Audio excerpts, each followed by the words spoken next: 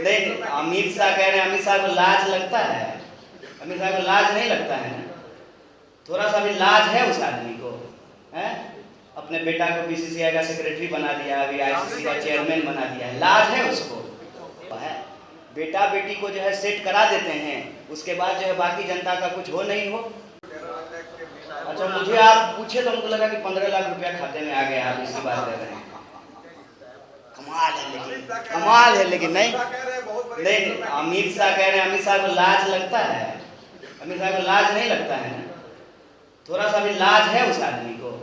है अपने बेटा को बीसीसीआई का सेक्रेटरी बना दिया, अभी आईसीसी का चेयरमैन बना दिया है, लाज है उसको? थोड़ा ना कम से कम ना लोगों के अंदर ना आंख में ना लाज शर्म होना चाहिए। मुद्दा दिन भर भटकाते रहना, कभी इधर कभी उधर, कभी वक्फ बोर्ड तो कभी कुछ तो कभी कुछ। एक चीज, एक डिलीवरी बताइए जो एनडीए सरकार ने किया, जिसपे जो है उसको लगातार इस देश के लोगों ने वोट दिया।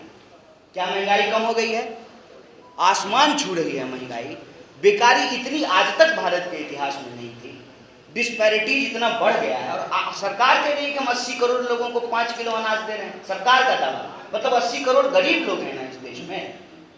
उसकी जिम्मेदारी लेने की बजाय जो है सरकार जो है जिम्मेवारियों से भाग रही है, और उल्टे जनता को जब आप रोजी रोटी, कपड़ा, मकान, शिक्षा, स्वास्थ्य, सड़क, बिजली, पानी दे नहीं रहे हैं तो इंसान को इंसान से लड़ा रहे हैं।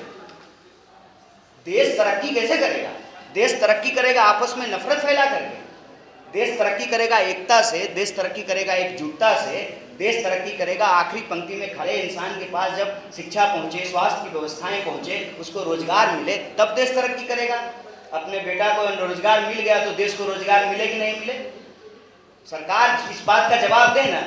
केंद्र सरकार में 10 लाख से ज्यादा पोस्ट खाली है, बिहार सरकार में 2.25 लाख पोस्ट खाली है। 3.25 लाख, अकेले 2 लाख पोस्ट तो टीचर का खाली पड़ा हुआ है।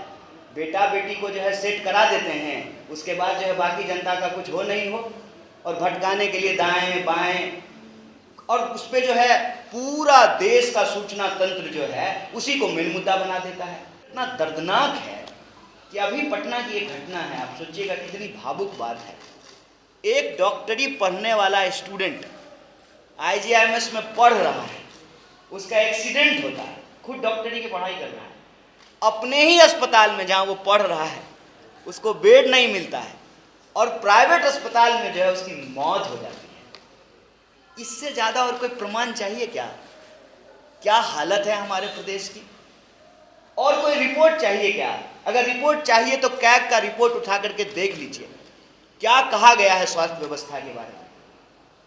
स्वास्थ्य व्यवस्था की हालत यह है कि आप बीमार हैं और सरकारी अस्पताल में जाएंगे तो आप ठीक नहीं होंगे, आप और बीमार हो जाएंगे। ये सच है, और ये सच हम सब लोग अपनी आंखों से देख रहे हैं। बेकारी की बात करेंगे, शहरी क्षेत्र में 30% से ज़्यादा बेकारी है बिहार में, और ग्रामीण क्षेत्र में 9% बेकारी है।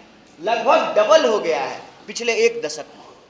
देश का जो बेकारी दर है, उस बेकारी दर से बिहार का बेकारी दर ज़्यादा हो चुका है। किसान आत्महत्या की हालत, बिहार में किसान आत्महत्या नहीं करते थे। जवान हालत की आत्महत्या की हालत, और लोगों के रहने की जो व्यवस्थाएं हैं, आप देखिए कि पटना में स्टूडेंट किन परिस्थितियों में रह करके पढ़ाई कर रहा है, और नतीजा क्या है?